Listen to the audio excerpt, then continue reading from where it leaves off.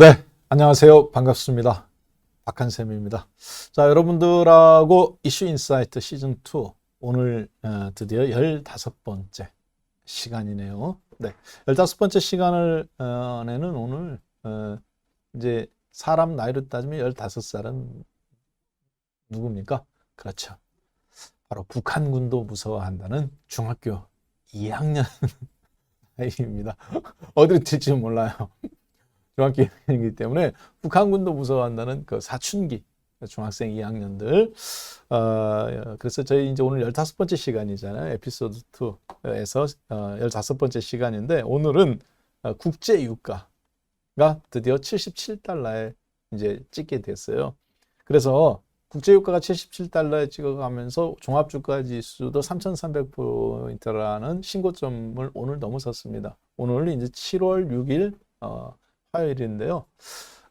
그래서 이게 앞으로 국내 증시가 어떻게 본다면 대약진을 할 수 있는, 그리고 그때 다시 성장주라든가 아니면 인플레이션 관련주 둘 중에 누가 올라갈 거냐, 시장이 시속 게임을 할 수밖에 없는 그런 상태에 놓여 있습니다. 요 부분들에 대해서 오늘 그러면 여러분들은 앞으로 어느 쪽에 줄을 서야 될지, 그리고 2021년 하반기, 사실 여기에 정답이 있는 거거든요. 그래서 종목 중심으로 보도록 하겠습니다. 왜 그 종목들이 오늘 올라왔는지, 그리고 앞으로 더 움직일 수 있는 건지. 자, 오늘 그래서 일단 기본적으로 이제 국제 유가에 대해서 한번 간단하게 언급을 드리도록 할게요. 자, 국제 유가 주봉입니다. 국제 유가는 세 종류가 있어요. 첫 번째, 맨 처음에 이제 북해산, 영국과 유럽, 북유럽의 중간에 바다가 있습니다. 그 위가 북극이고 굉장히 차갑겠죠. 북해, 말 그대로 북쪽에 있는 바다. 북해산 브렌트유라고 그럽니다. 지금 이제 씨가 말랐어요. 대신 러시아산 석유 갖다가 거래가 돼가면서 그걸 북해산 브렌트유다라고 말을 하는데, 영국의 런던에 거래소가 있습니다. 그 다음 두 번째, 텍사스산 중진류라고 말하는 게 있습니다. 말 그대로 텍사스 쪽에 가면 여러분들 이렇게 막 이게 큰 쇳덩어리 같은 게 빙글빙글 돌아가는 거 있잖아요. 석유 계속 뽑는 거거든요. 텍사스산 중진류. 수출이 금지되어 있었어요. 근데 이제 몇 년 전부터 풀어줬죠. 자, 그리고 이제 마지막으로 싱가포르에서 거래가 되고 있는 두바이산, 중동산 두바이유. 우리가 이제 소위 얘기해서 크루드 오일을 하는 것은 중동에 있는 크루드족, 터키와 사이에 그 크루드족에 있는 곳에 대부분 석유가 매장되어 있었기 때문에 그렇습니다. 오늘날 사우디라든가 터키, 그 이라크라든가, 그리고 이제 쿠웨이트, 뭐 이런 중간에 거기에 지금도 난민으로 되어 있거든요. 자, 그래서 싱가포르에서 거래되고 있는 중동산 크루드 오일, 두바이유라고 그러죠. 그 다음에 미국에서 거래되고 있는 텍사스산 중진료, WTI라고 그럽니다. 지금 보시는 게 이제 WTI예요. 특별한 말이 안 하고 국제유가다. 그러면 그냥 WTI라고 보시면 됩니다. 그러니까 가격이 세 개가 다 틀리다는 얘기입니다. 제 얘기는. 배럴당. 왜 그럴까요? WTI는 사실 수출을 안 해요. 두바이산은 수출을 해요. 그러니까 운임비 같은 게 또 올라가요. 그래서 보통 WTI가 77달러라고 보시면, 지금 75달러인데 3년 전에 77달러가 고점이었습니다. 그리고 이제 7년 전 2014년도 말부터 100달러에서부터 떨어지기 시작해서 여기 깬 뒤로 한 번도 넘지를 못했었어요. 코로나 때는 마이너스 40달러까지 갔었죠. 특수한 케이스고, 그것이 이제 국제 유가가 지금 처음으로 77달러를 넘어서서 100달러 썰이 나오고 있습니다. 이게 무슨 얘기냐? 제조업이 잘 될까요? 안 될까요? 잘 됩니다. 그러니까 올라가는 거예요. 반면에 인플레이션은 잘 잡았죠, 지금. 그래서 현재 미국은 여전히 신고점 돌파가 어제 저녁은 쉬었습니다만 나오고 있고, 그 다음에 국제유가가 7년 만에 100달러 도달 루머가 나오고 있습니다. 국제유가 다시 100달러 갈 거다. 썰이죠. 그렇죠? 네. 자, 그래서 지금은 77달러를 돌파가 나오면 이게 7년 만에 굉장한 의미가 있네요. 그렇죠? 7년 만에 77달러. 유태인들이 완전수로 보는 게 7입니다. 월화수목금토 1, 7일. 그래서 어떻게 해요? 7일째 되는 날, 7번째 날 쉬죠. 왜 그러느냐? 완전 수기 때문에 그래요. 자, 77달러를 7년 만에 돌파가 나오는 국제유가 앞에서 미국도 신고점, 나스닥, 다우, 스탠푸어 3대 지수 다 신고점이죠.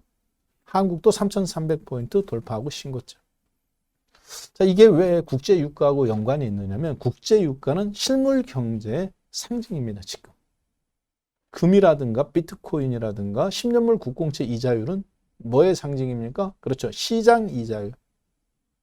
달러 대신 대체 투자로서의 상징이에요.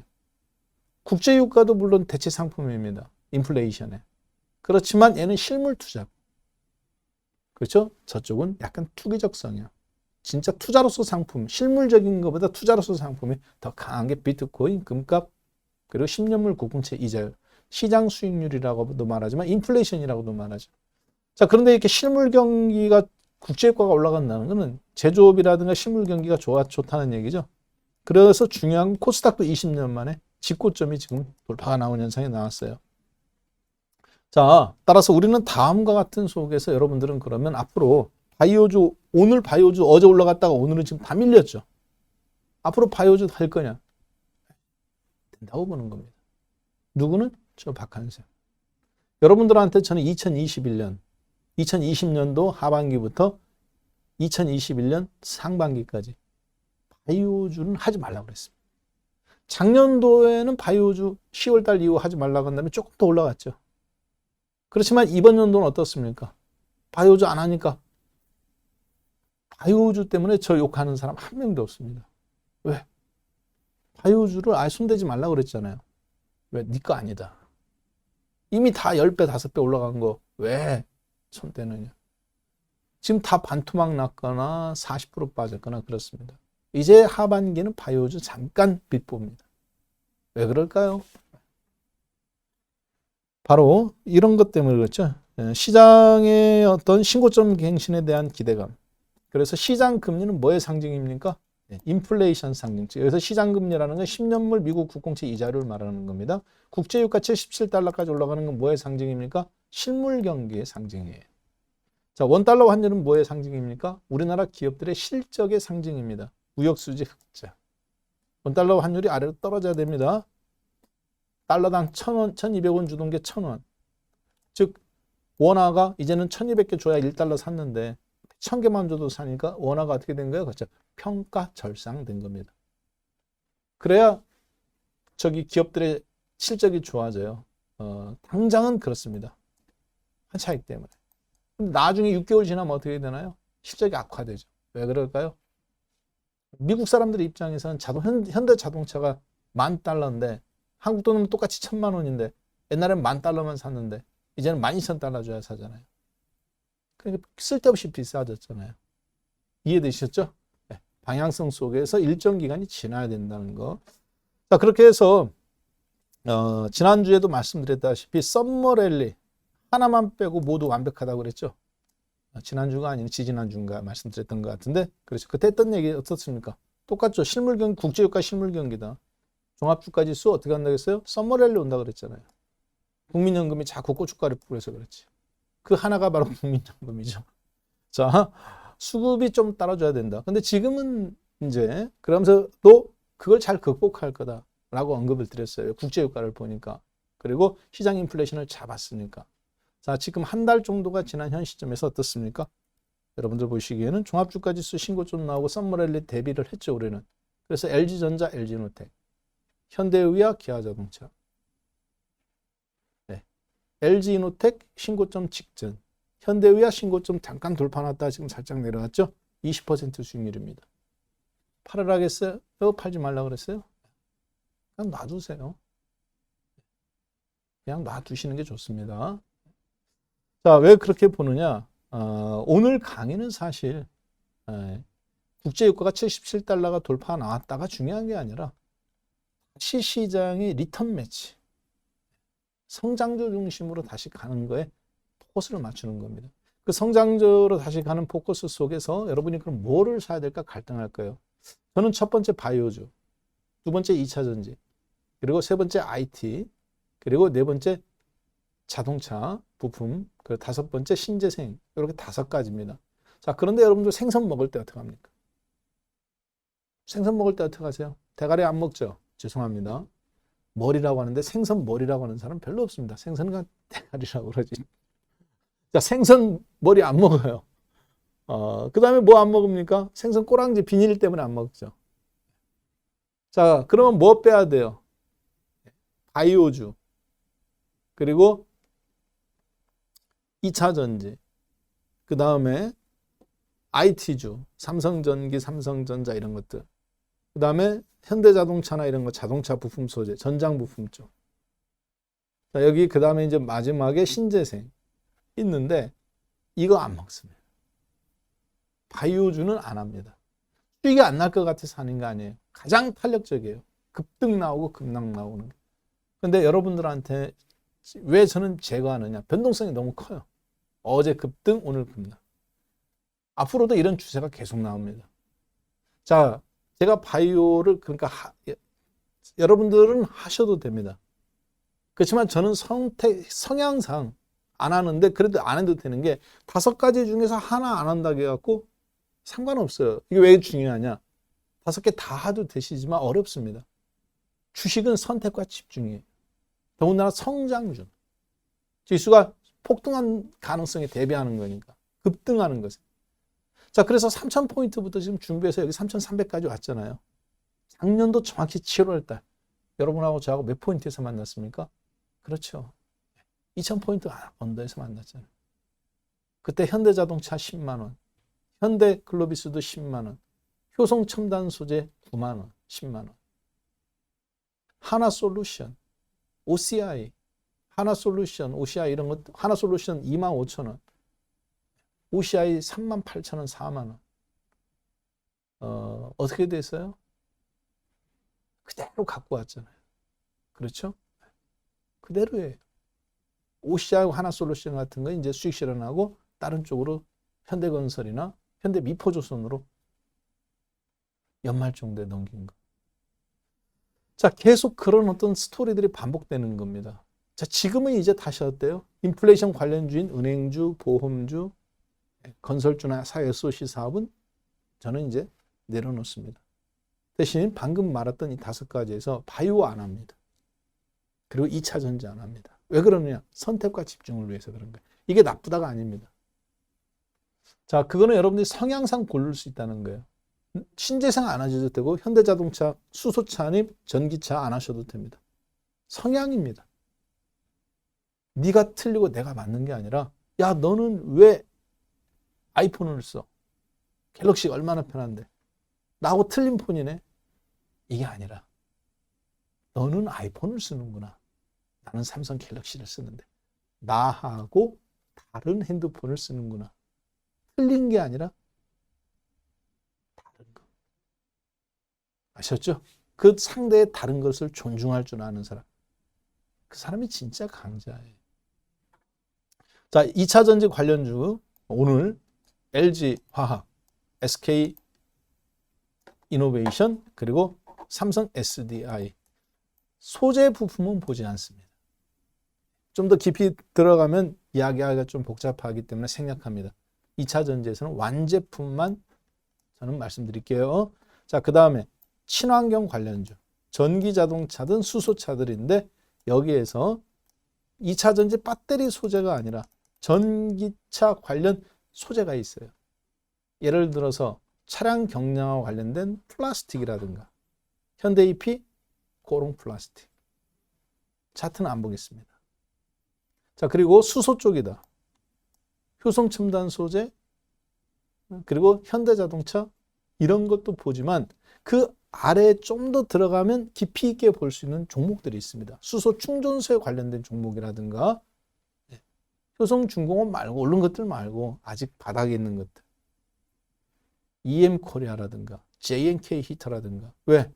정부 돈 보조받는 거잖아요. 대기업한테만 다 줄 수 없어요. 지금 80개인 수소 충전소를 앞으로 400개까지 늘려야 됩니다. 기본적으로. 매년 100개씩 늘려야 될 판이에요. 작은 거 하나 짓는데 30억. 큰 거 짓는데 50억. 땅값 빼고. 그런데 큰 거 질 때는 얼마 줘요? 작은 거 질 때는 10억. 큰 거 질 때는 15억 정도 돈 들어가요. 100개 중에 50개, 100개 지으면 50개는 효성중공업이 건설합니다.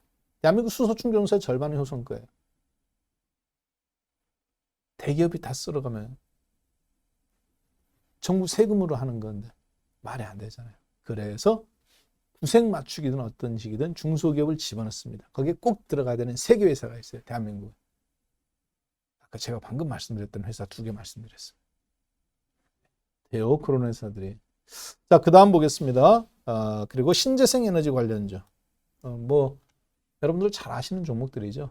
그렇죠. CS 윈드라든가 OCI라든가 하나솔루션이라든가. 그러면 대표님 지금 하나솔루션 어떻습니까? 아주 좋습니다. 오늘도 빠졌죠. 요즘 같이 올라가는 장에서도 빠졌어요. 6만 원에서 4만 원까지 떨어졌다가 잠깐 올라가는 척 하다가 지수 따라 좀 빠지고 있어요. 좋은 현상이라고 보고 있습니다. 기간 조정, 가격 조정도 완료됐죠? 자, 그래서 이런 종목들을 이제 IT주 쪽에서 여러분들 갖고 계신 LG전자, LG이노텍 그리고 이런 거 삼성전기, 현대우이와 기아차, 현대자동차, 현대글로비스 계속 제가 IT 축의 한 축, 자동차의 한 축 올라가서 수익 내면 이제 신재생 에너지 쪽으로 일부 들어가는 겁니다. 취향이에요. 저는 바이오 2차 전지는 생각이 없습니다. SK이노베이션 갖고 있는 분들 괜찮습니다. 어차피 20만 원에 사신 거잖아요. 그렇죠? 30만 원에 전후해서 팔았다가 최근에 약간 다시 또 들어갔는데 지금 엊그저께 분사 덜컹했죠? 그대로 갖고 있어요. 나머지 부분. 왜 그러느냐? 종목을 보기도 하지만 바로 국제유가 77달러는 속에서 미국의 신고점이라든가 그리고 한국의 신고점, 유럽 시장도 코로나를 잘 극복하는 부분, 그리고 10년물 국공채 수익률은 빠지고 있기 때문에 인플레이션은 잡았다고 보는 겁니다. 이제 다시 애플, 아마존, 구글, 페이스북, 마이크로소프트, 넷플릭스, 핀듀오듀오, 줌 비디오 커뮤니케이션 이런 플랫폼 관련주들이 신고점에 도달할 걸로 도달이 아니라 이미 지금 돌파 나오고 있죠. 미국. 한국도 그래서 움직이는 거예요. 자, 이런 종목들로 여러분들도 준비하시는 것이 맞다. 뭐를 보고? 국제유가 77달러 보고. 국제유가 만약에 폭락 나면 어떡하냐? 이 장 끝난 장입니다. 특별히 조심하셔야 돼요. 바로 다 정리하는 겁니다. 그렇게 해서 국제유가가 조심스럽게 100달러 가기를 정말 간절히 사모하고 있습니다. 국제유가가 100달러 갔을 때요. 우리나라가 처음으로 2000포인트 나왔습니다. 한번 확인해 볼까요? 네.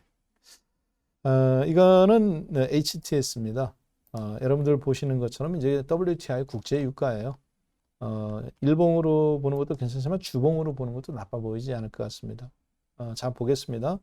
국제유가가 여기서 보시는 것처럼 이렇게 이제 그 전에 저기 20달러에서부터 움직였습니다. 그 전에 이렇게 20달러에서부터 꾸역꾸역 이렇게 올라와요. 그래서 50달러 올라오고 50달러에서 2007년도 50달러, 60달러에서 100달러 돌파 나오고 그리고 100달러에서 146달러까지 2008년 7월 11일 이때 무슨 일이 있었나요? 그렇죠. 2007년도 여기 이제 서브프라임이 있습니다. 서브프라임이 있을 때 100달러 돌파가 나오는 거예요. 그때 우리나라 종합주가 지수가 어떻게 됩니까? 방금 보셨던 거를 이제 주식으로 한번 환산해 볼게요. 날짜를. 똑같이 주봉입니다. 방금 보셨던 부분이에요. 2007년도 이렇게 좀 보니까 감흥이 없죠. 지금 미국이 하도 많이 올라가지고 서브프라임 2007년도 10월 여기가 서브프라임이라고 그러는데요. 이건 서브프라임이 아닙니다. 그건 주식을 깊이 공부하지 않으신 분들이 하는 얘기예요. 즉 무슨 얘기냐? 2007년도 7월 달에 서브프라임이 왔다고 그러는데 7월 달에 온 것은 리만 브라더스 사태입니다. 우리나라로 따지면 한 우리은행 정도나 아니면 농협 정도. 농협증권사가 이제 파산 투자를 잘못해가지고 그래서 폭락 나오죠. 그 다음에 어떻게 됐나요? 2, 3개월 있다 바로 수습합니다. 신고점 또 뚫죠. 그리고 나서 진짜 서브프라임이 오는 거예요. AIG라든가 언제부터? 10월 달 중순부터. 즉 한꺼번에 오지 않았다는 얘기예요. 제 얘기는. 리만 브라더스 사태가 먼저 오고 그 다음에 서브프라임 온 거죠. 미국에서. 자, 방금 보셨던 것처럼 이제 미국 종합주가 지수가 어떻습니까? 스탠앤푸어가 그 사이에. 그렇죠. 1250포인트에서부터 1500포인트까지 계속 올라가면서 신고점을 계속 돌파 나오죠. 저기가. 자, 그래서 우리는 다음과 같은 거를 볼 수가 있습니다. 뭐를 볼 수가 있냐면 신고점 돌파가 나왔을 때 주가도 올라갔지만 국제 유가도 한번 잠깐 볼게요. 방금 보셨던 거. 똑같이 주봉입니다. 2007년도 아까 10월 달까지 지수가 계속 올라가죠. 10월 중순까지. 국제 유가 어때요? 동반 상승이 종합주가 지수처럼 20달러에서부터 계속, 이 앞에 보면 20달러에서부터 계속 올라갑니다. 그리고 나서 100달러까지 올라가죠. 서브프라임 직전까지. 아까 보셨던 것처럼 100달러. 서브프라임에 도달했던 지점. 리만 서브프라임. 그 서브프라임 터졌는데 유가 빠졌다가 유가는 또 급등 나오죠. 왜? 대체 상품. 그때는 약간 대체 상품이었어요. 투기 상품이었어요. 100달러까지. 자, 지금 이제 다시 100달러 설이 나옵니다. 실물 경제가 살아났기 때문에 그때도 유가도 올라가지만 주식도 올라갔다는 거예요. 자, 따라서 국제 유가하고 같이 쭉 일정하게 안정적으로 올라가는 게 실물 경기가 잘 돌아갈 때 한 상징으로 보이는 겁니다. 따라서 여러분들은 앞으로 우리나라 종합주가지수, 재생에너지, 그리고 국제유가 80달러니까 이제 휘발유 가격 한국은 이제 1,600원, 1,800원 나와요. 세금 때문에 기본 깔고 가는 게 있으니까. 떨어질 때는 안 떨어진단 말이에요. 세금 때문에. 올라갈 때는 그대로 반영돼도. 그러면 휘발유값 올라가면 다시 또 경유차라든가 이런 것도 속에서 토요타 프리우드처럼 전기 자동차나 이런 것들이 다시 또 각광을 받는 대체처럼. 이때도 OCI가 뭐 폭등 나오고 그랬으니까요. 태양광이라든가 이런 것들이 그때 당시. 자, 지금 이제 앞으로도 자동차 쪽에서도 친환경 자동차, 부품 소재 각광을 받을 가능성이 매우 높습니다. 장기 투자라는 말은 생각하지 마십시오. 언제 무너질지 몰라요. 그렇지만 미리 여러분들이 잘 가고 있는 배에서 뛰어내릴 필요 없습니다. 징후가 나올 때가 있어요. 국제유가가 급락 나온다든가 이런 징후들이 나올 때. 그때 하셔도 늦지 않습니다. 지금까지는 국제유가의 강세 속에서 썸머랠리가 잘 진행되고 있는 것. 그리고 아까 말씀드렸던 5가지에서 생선 대가리만 빼고 먹는다. 선택과 집중을 위해서다. 나는 바이오주와 2차전지 집중을 한다. 상관없습니다. 잘하고 계신 거예요. 대신에 오늘처럼 1위 하시겠죠. 2차전지 웃고 바이오주 울고. 따라서 그건 선택은 여러분들이 5개 중에서 하시는 게 저는 가장 좋다라고 보시면 되겠습니다. 자, 이렇게 해서 오늘 이슈 인사이트 여러분을 위해 준비한 15번째 질풍노도의 국제유가 77달러와 함께 살펴보았습니다. 네, 고맙습니다.